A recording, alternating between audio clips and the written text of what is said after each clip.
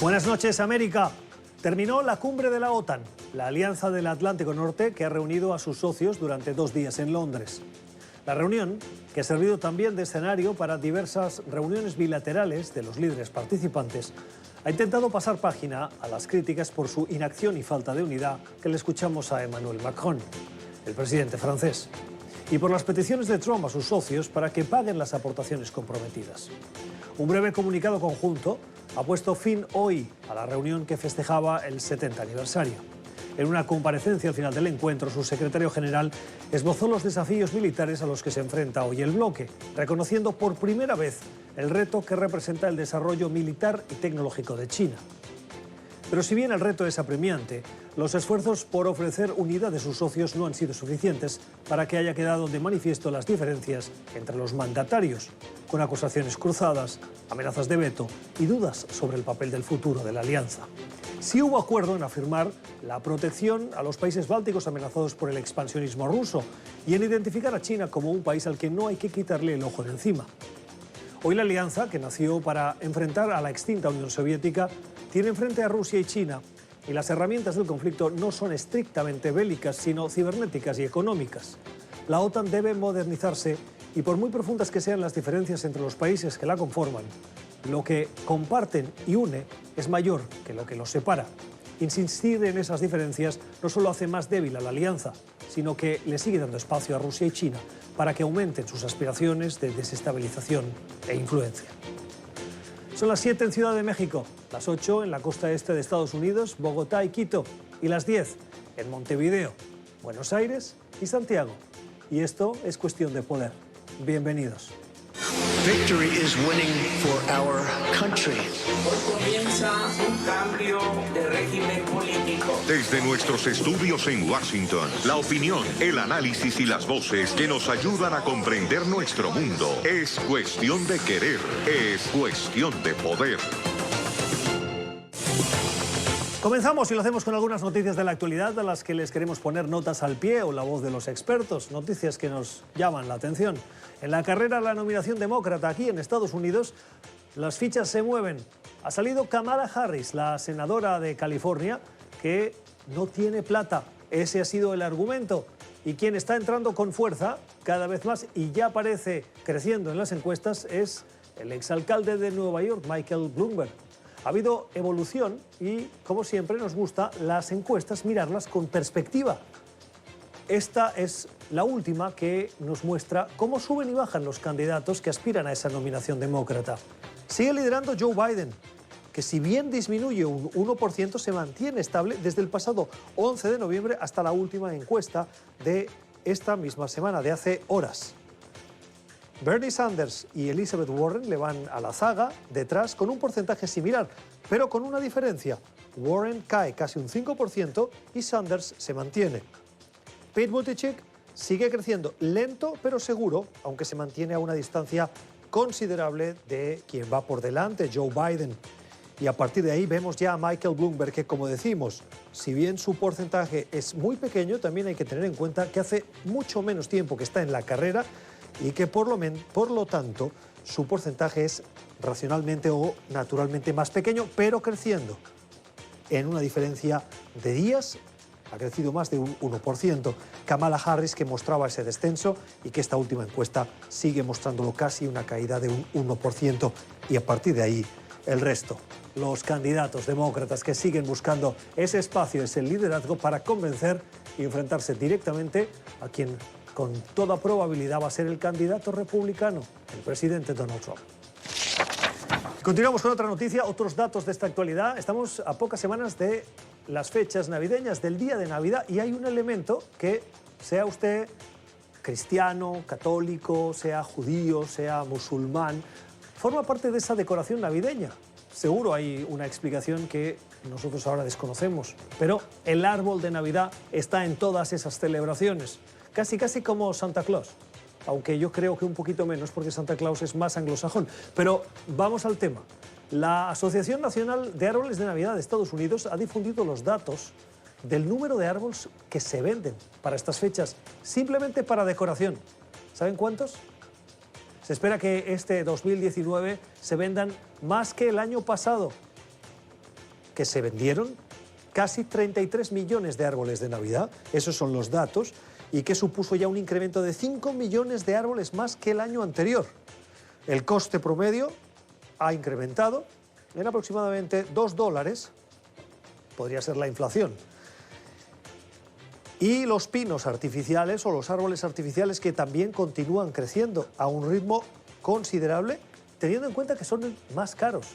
Pero hay un detalle que muchos desconocíamos y que hemos aprendido cuando vemos estos datos, y es que esos árboles de plástico tienen elementos que no son reciclables y que muchas veces no son biodegradables, y por lo tanto la compra de ese árbol de plástico, que supone a lo mejor un ejercicio de querer evitar cortar un árbol natural para apostar por algo que no tenga tanto impacto, acaba teniendo más impacto en el medio ambiente, a no ser que se utilice durante décadas. Bueno, el árbol de Navidad, normalmente el natural, sirve para luego utilizarlo como reciclaje, para crear abono para las plantas, y que su cultivo en Estados Unidos es de 350 millones de árboles de Navidad, que cada año se ponen a la venta, no solo en Estados Unidos, sino que también se exportan. Por lo tanto, a la hora de comprar un árbol, si lo compramos de granjas pensadas para ello, estamos haciendo una mejor compra desde el punto de vista sostenible al apostar por un árbol de verdad que no por uno de plástico. Otra noticia de la actualidad nos lleva, como decíamos al principio del programa, a Londres, esa cumbre de la OTAN que ha terminado, mostrando diferencias y algunos elementos de unidad. Pretende este aniversario, 70 años de la alianza, reforzar sus aspiraciones y unir a los líderes, si bien los medios y en general lo que hemos visto de los líderes que han participado es fijarnos en esas diferencias. Bueno, una cumbre que termina con un portazo del presidente Trump, con desavenencias a raíz de la filtración del vídeo que han visto en los informativos aquí en NTN 24 y las diferencias o distancias que se han visto en lo personal de Trump, por ejemplo, con Emmanuel Macron o con Angela Merkel. Saludamos a Luis Fleischmann. El señor Fleischmann es analista internacional y profesor de Palm Beach State College. Señor Fleischmann, gracias por estar con nosotros. ¿Qué balance hace usted de esa cumbre que acaba de terminar? Bienvenido. Bueno, primeramente la cumbre no trajo una conferencia de prensa, o sea que no es claro qué fue lo que se discutió, qué fue lo que se habló. Lo único que sabemos es que la conferencia de prensa no se hizo. Sabemos que hubo varias reuniones personales que Trump mantuvo con diversos líderes. Y sabemos que Trump también habló del tema del pago de la contribución de cada uno de los países a la OTAN. Pero no me es claro si se hablaron de temas geopolíticos, particularmente cuando se trata de... estamos en una situación donde el terrorismo todavía existe, hay más organizaciones terroristas hoy que los que había el 11 de septiembre, cuando hay amenazas geopolíticas que vienen desde Rusia y también desde China. Asumo que si lo único que se habló fue del pago de contribución de membresía, yo pienso que la cumbre fue un fracaso, pero no tengo más detalles que eso. Sabemos que hubo antagonismos y hostilidad, sabemos que hubo un video de los líderes de Gran Bretaña, Canadá y Francia, un poco riéndose y burlándose de Trump, y eso obviamente no le gustó a Trump. Pero ¿qué sabemos a nivel de las decisiones importantes que se tomaron? No. Uno de los elementos que más tensión ha provocado en la relación entre los miembros de la alianza es el reclamo del presidente Trump y de Estados Unidos de que sus socios aporten un poco más de lo que están aportando. Y hemos visto, por ejemplo, que Alemania y otros países ya han decidido incrementar un poquito, si cabe, ese presupuesto. ¿Eso cree que va a servir para apaciguar las tensiones que se han visto, que han quedado de manifiesto en esta cumbre? No sé si va a ser suficiente, pero obviamente en términos de Trump, creo que lo va a satisfacer por dos razones. Una, porque era obvio de que los demás miembros de la OTAN tenían que contribuir más a la OTAN. Y por otro lado, Trump lo ve como una victoria personal. como ven muchas de las cosas. Pero a la vez yo pienso que las tensiones no se van a reducir del todo, simplemente porque hay en este momento una gran suspicacia por parte de los países europeos con respecto a la actitud que Trump tiene hacia Rusia. Se sabe que, por ejemplo, los europeos temen a Rusia. Si uno ve, por ejemplo, países como Suecia, la mayoría de los Suecia temen a Rusia en general. Y Europa teme mucho a una invasión rusa en Ucrania. No quiere tener a los rusos ahí muy cerca. Y vemos el caso, por ejemplo, del juicio político a Trump. Justamente incluye un elemento donde Trump aparentemente condiciona la ayuda militar a Ucrania a ciertos favores personales políticos. O sea que esas tensiones no se van a ir, no se van a disipar con la contribución adicional de los países europeos a la OTAN. Es la opinión, el análisis de Luis Fleischmann, es analista internacional y profesor en el Palm Beach State College. Profesor Fleischmann, gracias por haber estado con nosotros. Feliz noche. Un placer. Muchas gracias a usted. Continuamos y nos fijamos en nuestra lectura recomendada, una lectura que hoy nos lleva a las páginas de el rotativo español El País. Le han hecho una entrevista al expresidente español Felipe González, presidente de España con el Partido Socialista. González en las páginas del País reflexiona sobre las crisis que afectan a América Latina. Habla de valores, habla de las causas de esa crisis, habla de Venezuela y nos parece relevante una doble preocupación que tiene el mandatario, una entrevista que les recomendamos y que tiene estos dos ángulos que le preocupan a González. En el mundo hay dos problemas que me preocupan que definen lo global: la pérdida de respeto a la norma, la anomia. Eso afecta a las organizaciones regionales. Hay crisis en la Unión Europea, pero en América Latina estamos pensando a ver si finalmente encontramos una organización regional que resista, porque todas se van formando y fracasando. El otro elemento que genera ese desconcierto es la desigualdad en la redistribución del ingreso. La gente está harta. Esa desigualdad está por encima de los sistemas, iba a decir de los modelos. Se da en la misma proporción en China, en Estados Unidos, que en Dinamarca. Atención, porque es un problema de sostenibilidad del modelo. Así terminamos, vamos a la pausa. Al volver, analizamos la política estadounidense. Ya regresamos. Tiempo para la entrevista en cuestión de poder, para el análisis. Hoy, para fijarnos en los acontecimientos, los últimos que forman parte de ese avance previo al juicio político formal que los demócratas quieren abrirle al presidente Donald Trump. Ha habido audiencias hasta ahora que han sido lideradas por el Comité de Inteligencia de la Cámara de Representantes. Recuerden que la Cámara sí está controlada por los demócratas, a diferencia del Senado. Esos comités están con el liderazgo demócrata. El de Inteligencia ha acabado una serie de audiencias con infinidad de testimonios que han puesto sobre la mesa, como mínimo, dudas sobre el comportamiento del presidente en ejercicio. Ahora han redactado un informe de 300 páginas y lo han traspasado al Comité Judicial. Ese comité lo recibe, lo lee y tiene que redactar los conocidos como artículos del juicio político o artículos del impeachment. Es decir, de qué se acusa al presidente Donald Trump para que ese juicio avance o no en su fase ya del Senado. Hemos invitado a Leopoldo Martínez, es analista político, es miembro del Comité Nacional Demócrata, para conversar sobre esta y otras cuestiones de esta actualidad de hoy, actualidad política estadounidense.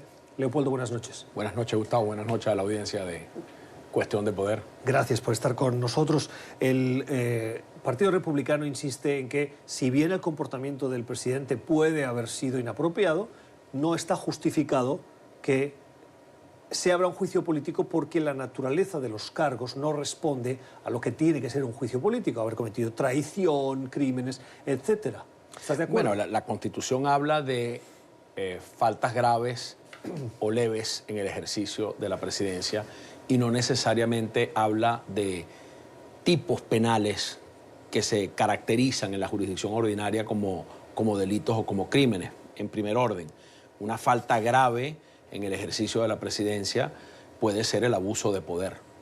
Y aquí está claramente configurado, cuando uno se lee ese informe, una situación de abuso de poder en donde el presidente compromete los desembolsos autorizados por el Congreso de los Estados Unidos en materia de seguridad, en materia de asistencia militar al gobierno de Ucrania, los compromete a cambio de la contribución o la colaboración del gobierno de Ucrania con su agenda política electoral.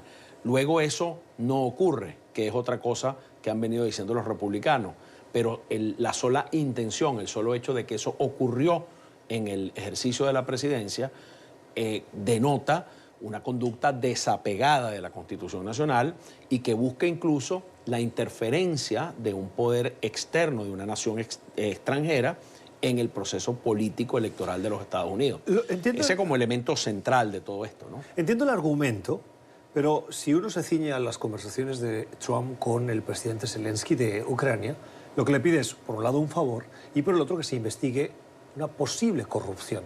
El presidente de Estados Unidos no puede pedir ayuda a países aliados para investigar corrupción. El presidente puede pedir ayuda a países aliados para cualquier asunto que tenga que ver con los intereses de seguridad nacional de los Estados Unidos, pero el presidente no puede forzar a un país aliado a que contribuya con su agenda político-electoral en los Estados Unidos.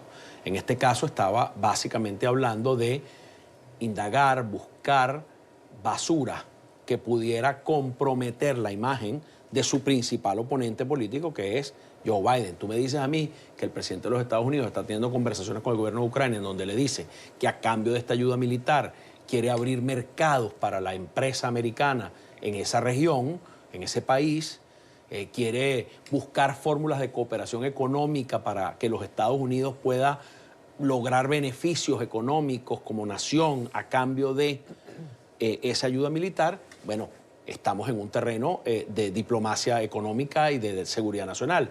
Pero si el presidente, por ejemplo, le dice al presidente de Ucrania, yo no voy a darte el apoyo que el Congreso ha autorizado, que es un elemento muy importante aquí, porque ese apoyo no es discrecional del presidente, él debe ejecutarlo, debe llevarlo a cabo, porque está autorizado por el Congreso, y le dice, pero quiero hacer yo tal o cual negocio, quiero comprar tal o cual edificio, o quiero que le des tal o cual concesión a una empresa de mi hijo, eso es una falta grave.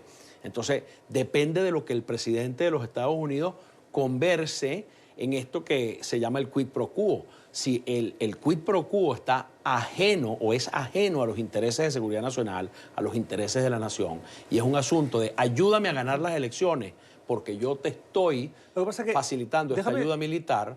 Déjame hacer de abogado aquí del presidente Trump. Si el difícil trabajo, y a Giuliani le ha ido mal en eso, o sea que no te lo recomiendo. Pero déjame, para que tengamos la conversación de lo que podrían ser los argumentos que están ahora sobre la mesa de este debate público. Si el presidente Trump cree que hay un candidato demócrata, que, déjemelo construir así, que es un mafioso, que ha tenido comportamientos inadecuados, ha cometido crímenes, su familia se ha enriquecido en el exterior, ¿no es legítimo que el presidente diga, yo tengo que investigar esto para decirle al pueblo americano esta información porque es relevante? Para eso está el organismo de justicia de los Estados Unidos. Para eso está el FBI. Y si el FBI tiene pruebas de que hay cualquiera de los que están en la escena política involucrados en delitos o en faltas en los Estados Unidos, y el presidente tiene elementos de convicción sobre eso, es un asunto completamente diferente. Trump no tiene ningún elemento de convicción. Está bien la investigación si hay elementos de evidencia, de convicción, pero que no lo pida el presidente. Y además le corresponde, hay unos organismos para eso. Incluso hay un memorándum de política del Departamento de Justicia que se violó en las elecciones del 2016 con el caso de los emails de Hillary Clinton, que establece que en los 6 meses anteriores o durante el periodo de una campaña electoral deben evitarse investigaciones que puedan afectar sin fundamento adecuado la formación de los criterios ciudadanos con respecto a su elección política. Entonces, esto es un tema muy delicado. El presidente no tiene elementos de convicción y no existe ninguna prueba ni ningún indicio que señale a Joe Biden de nada. Él le está diciendo al presidente de Ucrania, ayúdame a crear una bola informativa, una cosa que permita enturbiar la imagen de Biden. Eso es lo que Trump le pide en esas conversaciones al presidente de Ucrania. Avancemos, porque se nos va el tiempo. Una candidata que en su momento brilló uno de los debates, precisamente enfrentándose por una cuestión racial a Joe Biden en los debates demócratas. La senadora Kamala Harris acaba de decir que se retira y lo hace con, al menos aparentemente, la honestidad de decir: el proyecto que encabezo lo creo, pero no tengo la plata. No soy una multimillonaria. Nos está diciendo Kamala Harris que las elecciones en Estados Unidos solo son asequibles a multimillonarios.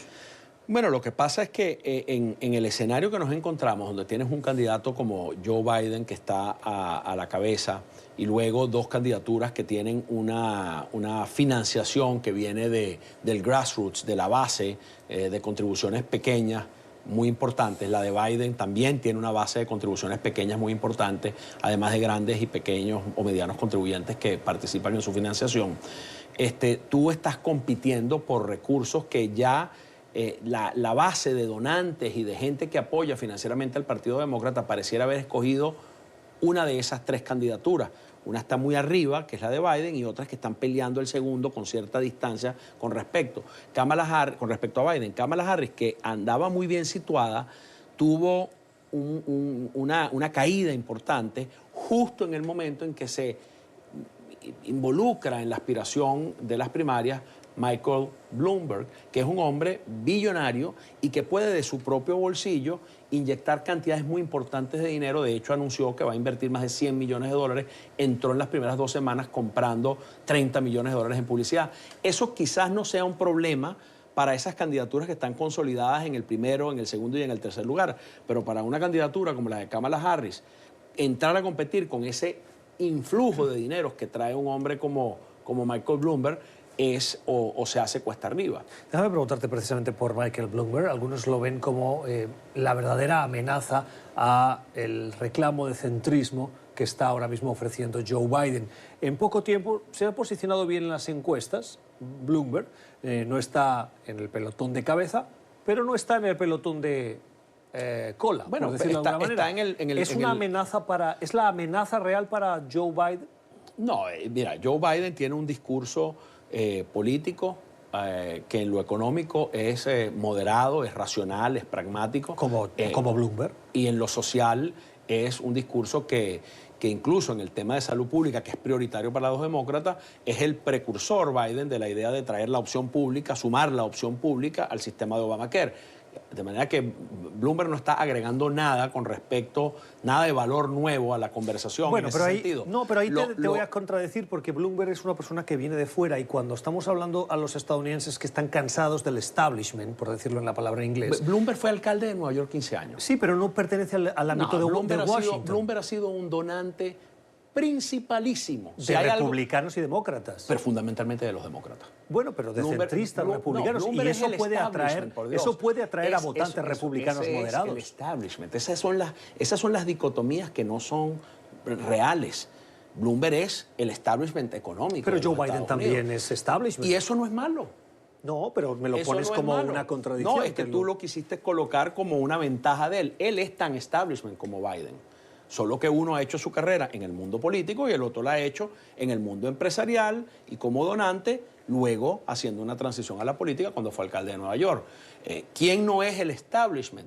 Bueno, podríamos decir que alguien que viene de la periferia, que viene de afuera, es Marianne Williamson, la escritora. Que no la conoce nadie. Que no la conoce nadie. Alguien pudiera decir que Pete Buttigieg, que es un hombre que viene de la alcaldía de South Bend, Indiana, y que no ha estado en la política de Washington, viene a presentar un challenge al establishment. Cuando vemos Washington, y Trump ha insistido tanto en que tiene que drenar la ciénaga de Washington, y la gente en el medio oeste de Estados Unidos, en las zonas más remotas de este país, ven a Washington como el problema. ¿Tú has visto a Washington más empantanado? No como la solución. Lo del pantano de Washington, ¿lo has visto más empantanado? De acuerdo, pero eso no responde, al tema. Trump, ¿no? Es decir, todos los que han formado parte de esta conversación, de este círculo de Washington, de una u otra manera, como senadores, como representantes... Mira, la administración Obama-Biden es una administración que dura 8 años sin un solo escándalo. El único escándalo que se puede decir que ocurrió en la administración Obama-Biden fue el día que Obama se puso un flux beige y dio una rueda de prensa con un flux que no era azul marino. Y eso convulsionó a los medios republicanos, que cómo se vestía así para dar una rueda de prensa que no era digno de la presidencia colocarse un traje claro para dar una rueda de prensa. Y Biden es parte de esa administración. La administración Obama-Biden es un ejemplo de rectitud, de integridad, de apego a la Constitución, incluso de apego al respeto de la autonomía de las instituciones investigativas, judiciales y de los órganos de inteligencia, porque Obama no hizo absolutamente nada para interferir, influir o impedir que el director del FBI, James Comey, hiciera lo que hizo con respecto a Hillary Clinton, bueno, siendo él su director del FBI. O sea que hablar de que había una ciénaga, un pantano, que un tipo como Trump, que es emblemáticamente cleptocrático, es un individuo que en los negocios y ahora en lo político queda claramente demostrado que es un individuo sin apego a la legalidad. Recuérdate, el escándalo... ¿Cómo explicas que mantiene, y con esto tengo que terminar, de manera casi inamovible ese 40% de popularidad que lo mantiene y que lo llevó a la presidencia? Que es el más bajo en la historia de los Estados Unidos de cualquier Pero es presidente. similar al de otras presidencias cuando se han enfrentado a su reelección. No, ninguna presidencia ha llegado a la reelección con 40-38% en las encuestas. Si no, no se hubiesen reelegido. Obama gana la reelección con el 52-53% en las del voto popular. ¿Estaba por debajo del 50%? No. No ha habido en los Estados Unidos, sino muy excepcionalmente, alguien que haya ganado sin el voto popular la presidencia. O sea, que tú crees que Donald Trump no ganó tiene posibilidades de ganar. Trump ganó la presidencia sin el voto popular en una operación electoral donde esos tres estados, Wisconsin, Pensilvania y Michigan, tuvieron una tercera y cuarta opción que sumaron 7% de los votos, pero Trump sacó menos votos que Romney en el 2012. O sea, que Trump ni siquiera construyó un marcador comparado a previos candidatos presidenciales republicanos importantes. Lo que pasa es que hubo una tercera, una cuarta opción que quitaron o restaron votos al ala progresista del partido y hubo un desánimo, si se quiere, de la base demócrata en esos estados con respecto a la opción Clinton. Tengo que terminar, me quedan 10 segundos. ¿Kamala Harris puede ser una candidata a vicepresidenta con Joe Biden? Brevemente. Kamala Harris puede ser lo que... el futuro de ella es inmenso en la política de los Estados Unidos. No es descartable. Nada es descartable con una figura del talento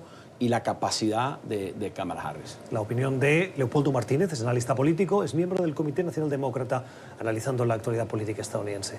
Leo, gracias. Gracias a ti, Gustavo. Gracias a la audiencia. Esto es Cuestión de Poder. Ya regresamos. Tiempo para el análisis en Cuestión de Poder, para fijarnos en una importante reunión que ha tenido lugar en la ciudad de Bogotá en las últimas horas. Los miembros de lo que se conoce como TIAR, el Tratado Interamericano de Asistencia Recíproca, una veintena de países se han reunido y se han dado cita para aprobar una resolución. Esta reunión se enmarca en los esfuerzos que están haciendo los países para buscar cómo incrementar la presión sobre el régimen de Nicolás Maduro. La primera reunión tuvo lugar en Nueva York, en los pasillos de lo que en aquel momento se estaba llevando a cabo en la ciudad, que era la reunión de la Asamblea General de la ONU. Pues bien, los países allí se encontraron y se comprometieron a, en un plazo de 2 meses, buscar nuevas sanciones, nuevos pasos a dar de manera coordinada. Esta reunión de Bogotá ha servido para poner el hilo en la aguja, para dar los primeros pasos de manera formal de que sí están comprometidos para continuar poniéndole presión al régimen de Maduro. Mariano de Alba es abogado, es experto en relaciones internacionales y hoy nos acompaña aquí en Cuestión de Poder. Mariano, muy buenas noches. Buenas noches, Gustavo. Muchas gracias por estar con nosotros. De la reunión surgió un compromiso de incrementar el número de sanciones a un grupo de 29 personas consideradas próximas o pertenecientes al régimen de Nicolás Maduro. Entre ellos está el mismo considerado presidente del régimen, pero además están otros dirigentes, desde Diosdado Cabello hasta Vladimir Padrino López, que es el ministro de Defensa, y así un largo etcétera de casi 2 decenas de funcionarios. ¿Es esto suficiente? ¿Es el paso que se estaba esperando de este TIAR? Bueno, a ver, es difícil saber qué estaba esperando realmente los ciudadanos venezolanos y la región entera sobre este TIAR. Yo creo que ya luego de la reunión de septiembre que tú mencionas, ya se veía que lo que realmente estaban dispuestos a hacer los países dentro del marco del TIAR era buscar aumentar la presión diplomática y la presión económica. Han empezado a hacerlo con esta prohibición de entrada a 16 países de América Latina, a esos 29 funcionarios o personas ligadas al régimen de Nicolás Maduro. Yo pienso que es básicamente una medida de presión adicional, pero sin duda alguna no es suficiente y no va a ser muy efectiva por varias razones, ¿no? Primero, en este momento en Venezuela hay una situación bastante grave dentro de la oposición venezolana y no hay, y ya lo vimos inclusive durante las últimas semanas, no hay suficiente presión interna. Por ende, si no hay presión interna y la oposición no está coordinada, es poco probable que la presión internacional y las medidas internacionales tengan algún efecto. Y segundo, también hay una realidad, y es que la inmensa mayoría, por no decir la totalidad de estas personas, de estas 29 personas que fueron señaladas, ya habían sido sancionadas por algunos países, por Estados Unidos, por Colombia, por Panamá, etcétera, etcétera.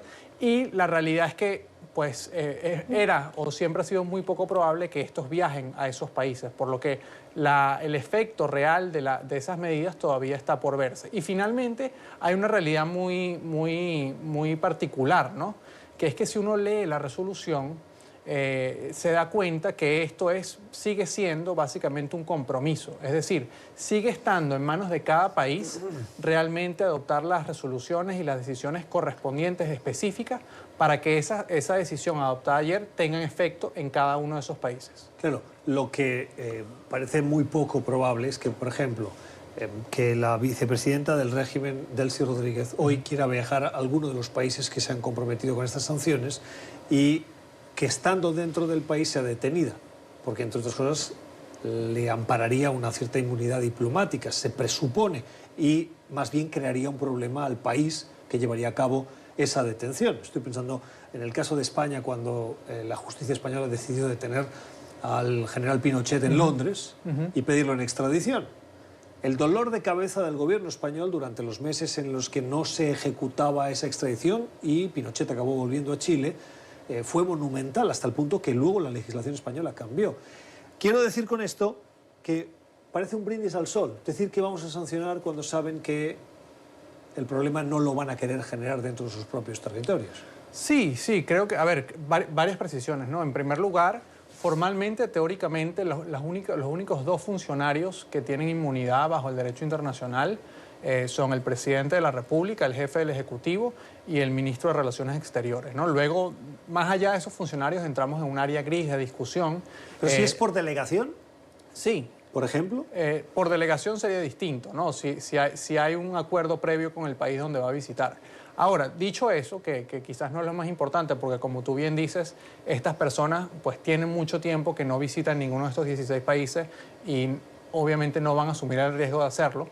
Hay un grave problema que yo estoy observando, ¿no? Que es que de alguna forma la presión internacional se ha estado concentrando digamos, en el hemisferio americano. Y si la presión únicamente Perdón, cuando dices hemisferio americano te refieres al continente americano. Al continente americano. No a Estados Unidos. No, exacto, okay. Al continente americano. Y de alguna forma Europa y otros países sobre los cuales el régimen de Maduro se ha movido mucho más cerca este año, que podríamos hablar de Rusia, podríamos hablar de China, podríamos hablar inclusive de Norcorea. Funcionarios del régimen de Maduro han visitado ese país este año, pues no están dispuestos en este momento a aumentar la presión. Entonces, yo creo que sobre todo, si quisiéramos dibujar un escenario de aumento de la presión significativa, sería no solamente por parte del continente americano, sino también por parte de la Unión Europea, y no iría a los altos funcionarios del gobierno de Nicolás Maduro, sino que también trataría de sancionar o presionar a sus testaferros, a posibles familiares, que a fin de cuentas son quienes siguen viajando alrededor del mundo, en este momento sobre todo hacia Europa, para disfrutar dinero que han obtenido fruto de la corrupción en Venezuela. ¿Y eso por qué no pasa? Bueno, no pasa porque, primero, la Unión Europea tiene una visión distinta sobre la crisis. ¿La Unión Europea o Josep Borrell, que era el responsable de Relaciones Exteriores de España y hoy es el responsable de la política comunitaria? Yo creo que es una visión de la mayoría de los países de la Unión Europea, donde, de alguna forma, en primera instancia, han visto las medidas que ha tomado el gobierno de Estados Unidos y eso genera en la Unión Europea un cierto escepticismo sobre si la utilidad o no de esas medidas, y por lo tanto hay mucha cautela. Y luego también yo pienso que por parte de la Unión Europea hay un convencimiento claro que lo que yo decía antes, ¿no? que más que presión internacional lo que hace falta es presión interna cohesionada dentro de Venezuela, y luego que la verdadera salida al conflicto venezolano, piensa la Unión Europea, es una negociación, pero no han logrado definir cómo pueden presionar al régimen de Nicolás Maduro para que realmente pues empiece o participe de buena fe en una negociación. ¿Cómo le afecta a Venezuela y a la oposición estas acusaciones de presunto favoritismo dentro de la Asamblea Nacional para evitar que empresarios próximos al régimen puedan hacer negocios con esos parlamentarios y que se extienda esa sombra de duda, de corrupción que hoy también está rodeando a Juan Guaidó? Bueno, la afecta de manera, yo diría, realmente no se puede exagerar el nivel que esto va a afectar a la oposición venezolana por varias razones, ¿no? Primero... O sea, lo estás minimizando. No, creo que lo que ha sucedido es muy grave para la oposición venezolana. Primero, porque ya hemos visto en las últimas horas que esto básicamente ha concretado la fragmentación de la oposición. Vienen acusaciones dentro de la oposición, surgen acusaciones de todos los lados, inclusive sobre otros hechos de corrupción, cosa que es más grave. Y luego, la realidad es que uno de los requisitos o una de las necesidades que tiene la oposición venezolana en este momento es la necesidad de, por todas las ilegalidades que ha cometido el régimen de Nicolás Maduro, es de recibir asistencia internacional.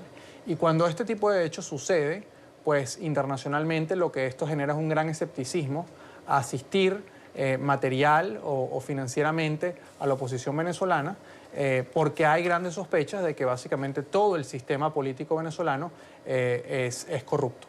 Y así quien acaba siendo perjudicado son los venezolanos, que son los que se tendrían que beneficiar de eso, y por culpa de su clase política y del régimen acaban siendo los más damnificados. Mariano, respecto a las relaciones el futuro, más que las relaciones del régimen, ¿hoy está más fuerte que hace unos meses?